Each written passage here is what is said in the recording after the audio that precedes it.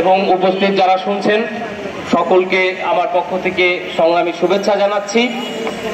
আমার আসলেই খুব ভালো লাগছে যে আমাদের একবারে প্রত্যন্ত অঞ্চলে যারা কাজ করে গৃহকর্মী হিসাবে তারা এইটুকু বুঝতে পেরেছে যে এই রাষ্ট্রে, ঠিক আছে, আমরা বারবার লড়াই করেছি, আমরা মহান মুক্তিযুদ্ধের সময় লড়াই করেছি একটা সাম্যের সমাজ প্রতিষ্ঠা করার জন্য।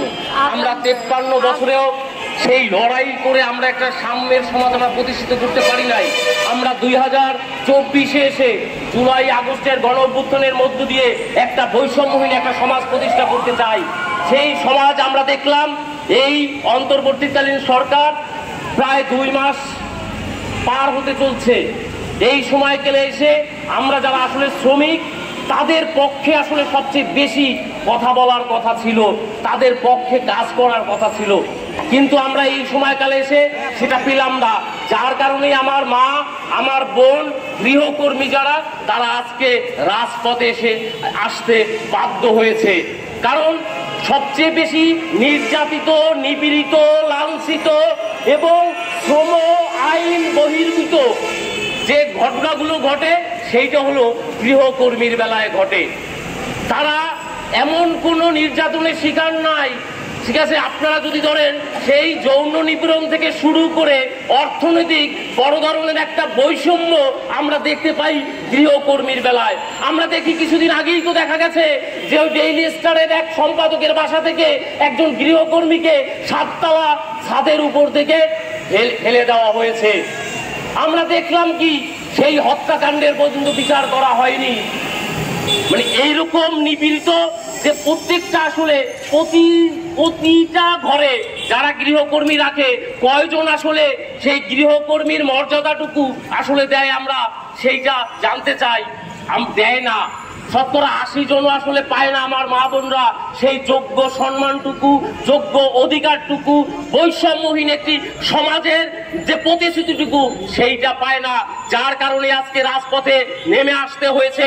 আমি বিশ্বাস করি তৃণমূলের শ্রমিক আজকে এই যে ছাত্র জনতার যে অভ্যুত্থান হয়েছে এইখানে আমি বিশ্বাস করি আমরা সাধারণ শিক্ষার্থীরা লড়াই করেছি। যদি শ্রমিকরা না নামতো, যদি আমার মা বোনরা যদি না নামতো, তাহলে এই স্বৈরাচারী হাসিনা সরকারকে এইখান থেকে নামানো যেত না, দেশ থেকে পালিয়ে যেতে বাধ্য করতে আমরা পারতাম না। যার কারণে আমরা যারা এখানে রয়েছি প্রত্যেকের অবদান রয়েছে একটি বৈষম্যহীন সমাজ প্রতিষ্ঠা করার জন্য। এই গণ অভ্যুত্থানে সবার কৃতিত্ব রয়েছে আমি বিশ্বাস করি, এবং ওই সমাজটাই আমরা প্রতিষ্ঠা করতে চাই যেখানে প্রত্যেকটা মানুষের সমান সুযোগ নিশ্চিত থাকবে। আমার একজন বোন, আমার একজন মা গৃহকর্মী হতে পারে, কিন্তু সেই দেশের নাগরিক শ্রম আইনের সমস্ত অধিকার পাওয়ার যোগ্য অধিকারটুকু এই রাষ্ট্রের কাছে আছে সংগ্রামী বন্ধুগণ। যার কারণে আপনাদের এই লড়াইকে সাধুবাদ জানাই। আপনাদের অধিকার এই বাংলাদেশেই প্রতিষ্ঠিত হবে আমি বিশ্বাস করি, এবং আপনাদের হাতে এসে কেউ দিয়ে যাবে না অধিকারটুকু।